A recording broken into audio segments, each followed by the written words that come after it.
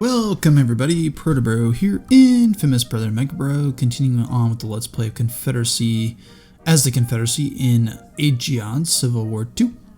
We're going to start from the east to west, so yeah. Oh, someone subscribed. Love it. Let's start from east to west. I'm going to do comments. Well, let's do moves first and we'll do comments. Alright, so there's a crap ton of stuff going on this turn. Pretty exciting. Because if you recall, about 2 turns ago, it looked a little precarious. Looked like we're going to have to fall back to the Rappahannock. The AI, being the AI, did not take advantage of the situation. Gave us a turn to regroup. We pulled Johnston back to Winchester. Successfully won. Because it is now October, we can actually create divisions. So as you can see here, Longstreet's got a division. Magruder's got a division, although I'm not too happy with it. It's way too much cavalry, but I can fix that later. Stonewall's got a division, so on and so forth. And so now we do have a 20% CP penalty, but I'm rocking it. We're gonna roll with it anyways. So what I'm doing is I'm leaving a 12-pounder and some infantry behind in Winchester, and I'm pushing forward all out for Harper's Ferry again. I'm hoping to push McDowell out of here, plus reclaim Harper's Ferry. On top of that, as you can see, I've reorganized the Army of the Potomac. We are now under our CP limit. We are going to all-out attack Fairfax, Virginia. Hopefully he doesn't have a boatload of troops over here and he moves forward. Looks like he just has militia. So my hope is that we can take Alexandria, and then we're moving on Leesburg, as you can see, and basically make a 3-region defense here: Harper's Ferry, Leesburg, and Fairfax, Virginia, with the possibility of backdooring him and using the rail network here to take Morgantown, which is a strategic city. Let's go. While I'm doing that, I'm going to build a fort here at Clark, Virginia, and start building up my secondary defense, which will be Manassas, Clarks, Virginia, and Stafford, Virginia, along with a third defense, which will be Spotsylvania, Culpeper, and then the rail line over here, although that'll be minimally manned. I'm just going to maintain the trenches just to be safe. As you can see, he does have a fleet down here. I'm not quite sure what the fleet is doing. I don't know if it's just blockading Richmond or what. Not a whole lot I can do about that, really. We do have the CSS Virginia, but again, I don't want to risk losing it on this just yet. I'm going to get myself stabilized here, and then I might make a move on Fort Monroe. And if I do that, I'm going to use both of my fleets here to try and accomplish that. If you recall, the last time we used a fleet as an offensive weapon, it ended disastrously, so I'm going to be a little more careful. My West Virginia force over here, I'm just moving out pretty much. Getting him sorted out. I'm pretty much giving up Charleston because I could care less about Charleston. And I really could care less about Lewisburg, to be honest. What I really care about is Covington and outward. So Covington is connected to the rail line. So unlike him, who doesn't have a rail line, we would. And so as long as I can hold Covington, I'm somewhat comfortable with this little river passage here being a nice little defensive barrier. But I'm going to try and hold Lewisburg because it does have a river barrier here. Is kind of like almost like a forward defensive position. So that's what's going on in the east. It'll be exciting to see what happens over there. They are besieging me down here. Amphibious assault on maybe Fort Clinch, I think. Not sure. They're starting to do a little bit more of that, so I'm trying to build up my rapid response force, which is currently that, which is pathetic. I do have some North Carolina units that I'll bring along, though. I have a, so 12-pounders going to go to Kentucky, but actually both these 12-pounders are going to be used for defensive purposes. Here's my rapid response artillery, and then infantry. And probably what I'll do is I'll build this up even further as we get further into the game. But right now I just need something that I can use to throw at the enemy, and then I'll throw a general in there to make it a defense or a division. I'm going to move him up to Kentucky because I think what I can do is I can recruit a number of volunteers so that he gives the bonus to the militia and volunteers. but then also have Bragg up here, Kentucky, to train them up to eventually to line officers. So kind of get the best of both worlds. So I'm gonna park them at Bowling Green and then Mulberg, Kentucky. Haven't decided if I'm gonna also extend my line to Henderson, Kentucky yet. My concern with not doing that is that he could then cross the river and hit me in the flank. So I may end up trying to hold all 4 regions here. We'll see. But what I'm going to do with Kentucky is just hold this as a defensive line and not trying to push through. And so what I'm doing is I'm moving Johnston, or Johnston. Is it Johnston? Johnson? Let me see here. Johnston, who I just canceled his movement. Moving him over to my what's called Central Theater. And regroup here and make a move on St. Louis if at all possible. So we took Cairo, and now, as you can see from Polk's force here, because of the divisional organization, he is now at 411 power, and it will be even higher than that once the cohesion recovers. I'll merge him with Johnston, which means I can make that army even larger because it'll be the army of the Tennessee over here. Although I'm hoping to become the army of the Mississippi. That's what I prefer. I'm trying to get military control as best I can. As you can see, the Union has it pretty significantly so far. I have demonstrations going on in St. Louis and Salem, and my hope, although it's still a fleeting hope, but a hope that once Johnston gets over here and I reinforce his army, I can make a move on St. Louis, which will certainly put the Union on their heels, perhaps pull troops off Kentucky, and give me a time that I need to establish my defensive line, which will be really Bowling Green all the way down to Fort Pillow.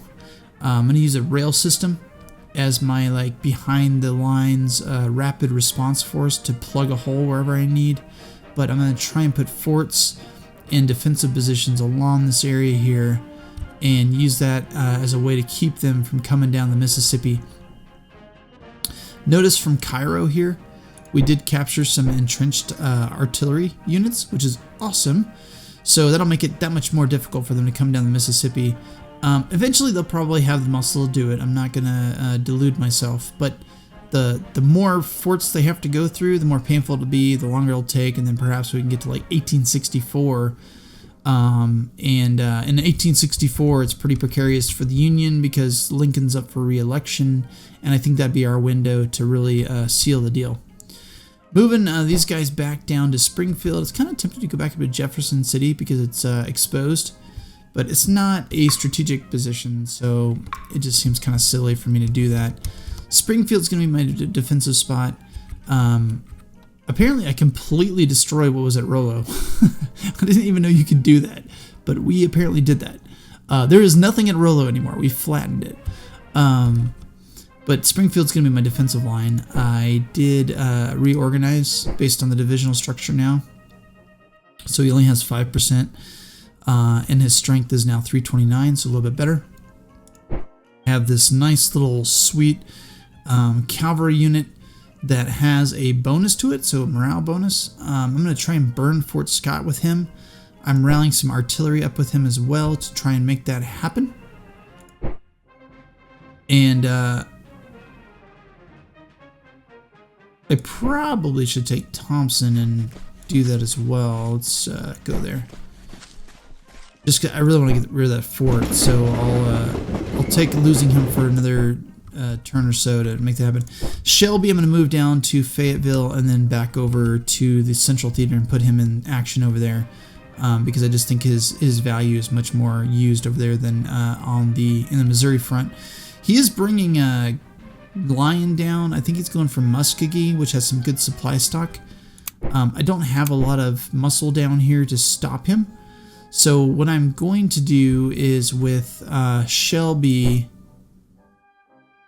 and maybe bring an infantry unit over. I want to squash this right away. So I've got some artillery here. I could borrow the artillery and then grab an infantry brigade. And that would seem to be the best way. Okay, so Hollins did survive. I'll be damned. Kind of expected him not to survive, but I'll take it.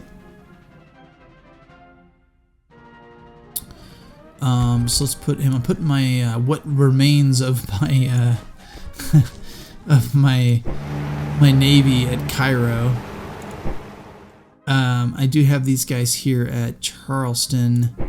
I'm building HQ unit to supply my army here in Cairo, along with some engineer and a hospital here to support the army on the defensive side of Kentucky. I'm gonna obviously want to get that over here at the army as well. I am gonna build an army here at Kentucky and probably put Johnston in charge of it, or Beauregard rather, because Beauregard has good defensive traits. Or Johnston, one of those two. Once Lee is available to take command of the Army of the Potomac, and then hopefully I can rename it the Army of Northern Virginia to make that somewhat historically pleasing. And with that, that's pretty much everything that's going on the battlefield. I do need to find a way to stem his little movement down, because as long as he's jumping to supply area, he is going to be able to stay in the field. And although it's not that impressive a force, it certainly created me some problems. So if he goes to Muskogee, I think what I'll do is I'll use my Indian units here to bottle him in and then make a move on him to destroy him. Speaking of which, let me take him. No, he's got all volunteer units. Yeah, I'll find a way to bottle him in and then eliminate him. So really quick here before we proceed with the turn, just so you can see, we're moving up on Pinos Altos, Tucson up to Prima Village. He's finally active, Baylor, so I'm going to move him on Fort Craig along with this cavalry unit and try and eliminate this and burn it. And then depending on how things go, keep pushing up. I don't know if I can do that. He's burning this fort here though, to really make it so that there's a huge gap between us and him, so that by the time he gets down to us, we can wipe him out, no problem. I am fortified, so I've got him bottled in. Now it's just a matter of building up the strength to actually take him out, so that's good. We've kind of limited the situation down there. And then really quick here, let's just go over the conflicts. Yeah, that's pretty self-explanatory. All right, so here's Polk taking out Cairo. I don't know if I really need to now. It took 4 rounds, which is insane. But you know, he's fortified position, and he had, I think he had some. No, he was just entrenched. Pretty annoying. It took us that long, but we did take him out. 4 rounds, and then Munfordville. Yep. Okay, so let me show you. The one I really want to show you was. We got damn lucky, I'll be honest with you. Where is it at?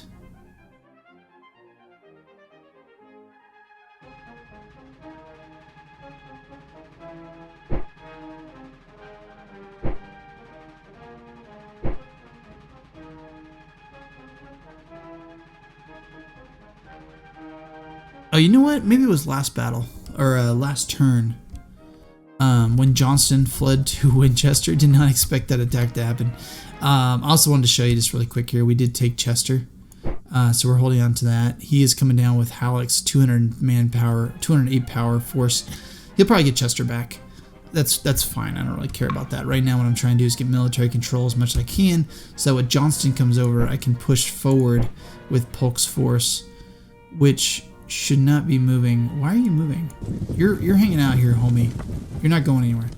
I am sending the supply trains back to my supply depots just to gather some supply and so forth. I am leaving a supply depot with Polk though.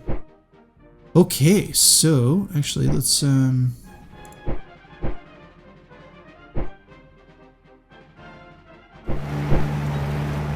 want to make sure they shoot anybody trying to fly by here.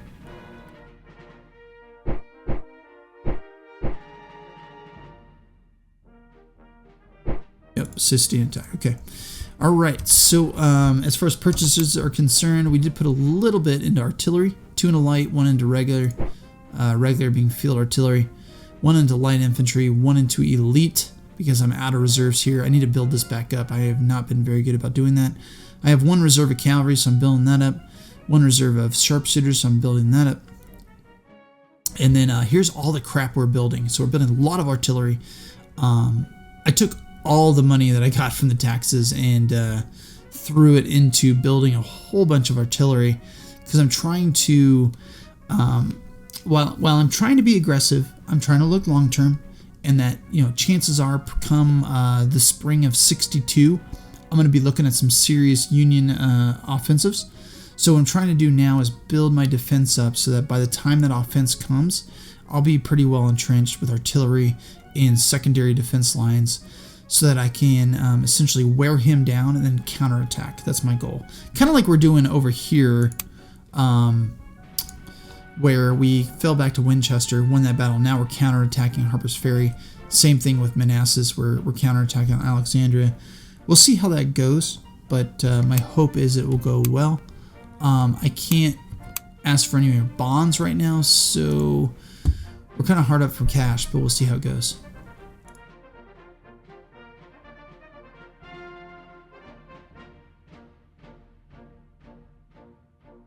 It's insane how detailed this game is.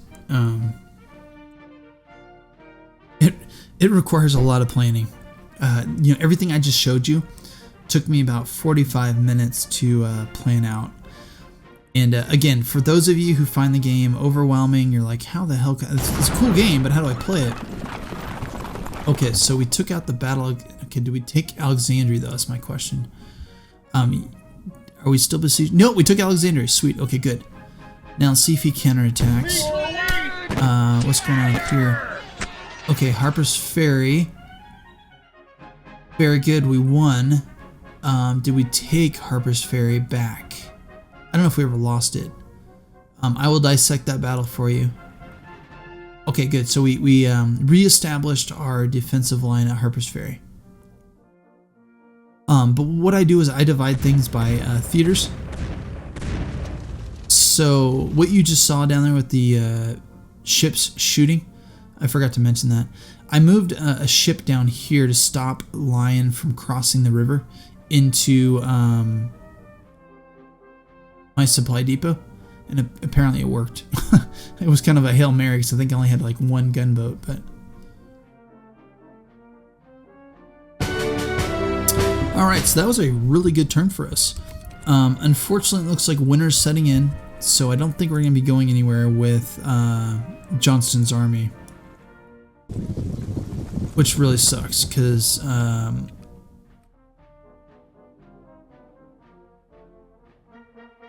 yeah, I'm probably not going to be able to move on Salem. I don't know, I guess we could try. What you saw there, here, before I'm going to go through and dissect the battles for you in a second. I moved a gunboat right here, and it gives you a percentage chance. I also had him on fleet bombardment, and so it gives you an opportunity if a land force tries to cross, to engage them and stop them. Apparently we did that, and we pushed them back, which is great. Hooray! So he did not cross into Muskogee like we had anticipated, so that's good. We also took Arlington, which is phenomenal. Now, Arlington in of itself is not a strategic position, a strategic town, but it is a strategic position. So now what I can do, oh, this is great. So now instead of him being able to assail Manassas from a land-based region, he's now going to cross a river to attack the same size force. So obviously, first thing I'm going to do is I'm going to put a defensive work here down at Alexandria for sure, and make this my new main line of defense, and then put him in defense mode, hold at all costs. I'm going to hold Leesburg as my next line, and then Harper's Ferry. So these three are going to be my defensive line. And then what I'd like to do is, if I can, spare the troops at some point, take a division or so from Harper's Ferry and assail Morgantown, which will take a lot of pressure off my West Virginia force, which, as you can see here, is not considerable. Here's Smith, and you know, I'll turn him into a division, but it's not considerable. As you can see, let's see here, turn him into division.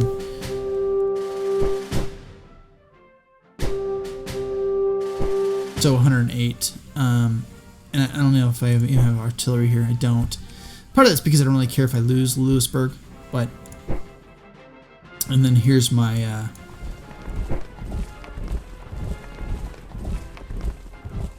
Put them in defense. Put them in hold all costs. So this is what I really care about though is Covington. So I'm gonna have to reinforce that a little bit more to ensure that I can hold this, because if they take this, that kind of backdoors into Virginia. But as you can see, Kentucky, Grant's moving forward, aggressive as always, which is very smart. However, he's going to have a tough time getting across that river as it currently stands. So I'm hoping I can use the winter to reinforce in Kentucky and down the Mississippi here. It does take away my initiative up here, though, which is unfortunate. So we'll see what happens there. But otherwise, I'm actually pretty pleased with how the game's going. A couple turns ago, I was a little distressed.